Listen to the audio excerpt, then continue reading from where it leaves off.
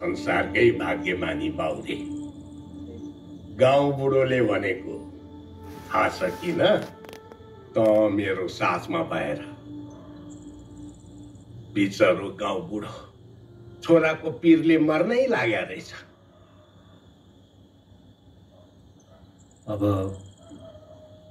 म पनि विदेश जाने अब मलाई तर्साउने अरू नै कुनै उपाय खोज, मलाई झुक्क्याउन सक्दैनस्। होइन साँच्चै नै जाने हो भने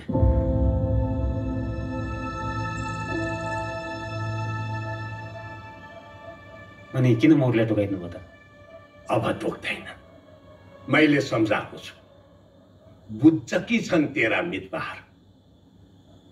ए यो मसँग लाउनु पर्दैन क्या, छोडिदिनुहोस्। महले सुन्नेको बस छ, अब यस्तो सुन्नेको अनुहार लिएर जान्छस् त ससुराली? बरु चाँडै फर्कनु।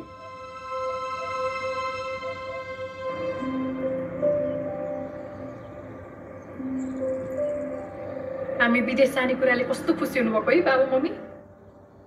हुन त मम्मीलाई हाम्रै मात्र पिर थियो।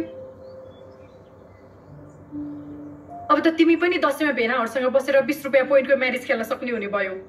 कत्रो झगडा पर्थ्यो नि। ओहो, तिमी 5 रुपियाँ भन्थ्यौ, उनीहरू 20 रुपियाँ पोइन्ट नै खेलौँ भन्ने। लाज मर्दो। यो पल्टनी मामाको घर जाने बाटो यही हो? पल्टनी मामाको क्या घर जाने बाटो यही हो?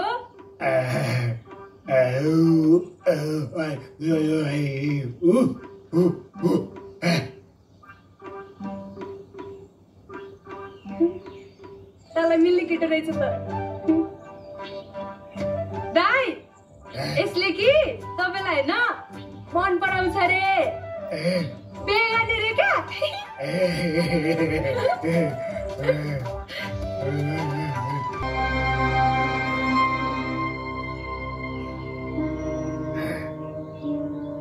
यहाँबाट हेर, कहीँ केही सम्भावना देख्छौ?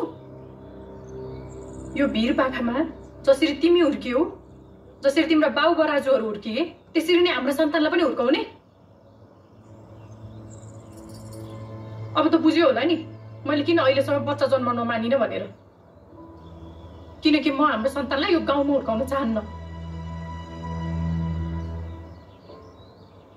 माइला दाजुको छोरालाई हेर, स्कुलबाट जापान जान्छ, त्यो पनि घुम्नलाई।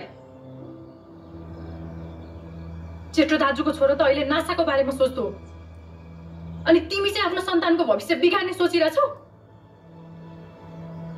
भोलि कसरी हाम्रो सन्तानले उहाँहरूको छोराछोरीलाई आफ्नो दाजुभाइ भन्ने? अनि म के सधैँभरि त्यही माटोको भित्र लिपेर बसिराख्नु?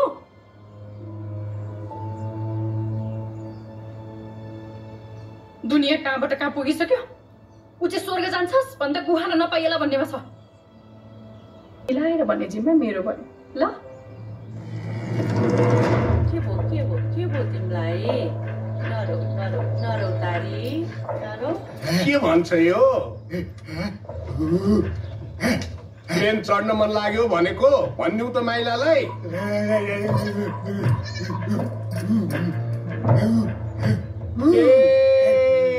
बिहा गरेर दुवैजना सँगै जाने भनेको, अब कहाँबाट ल्याइदिउँ त तँलाई यति छिटो केटी?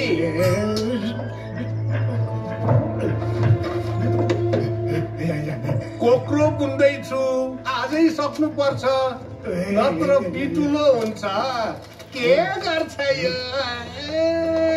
कहाँ जाने?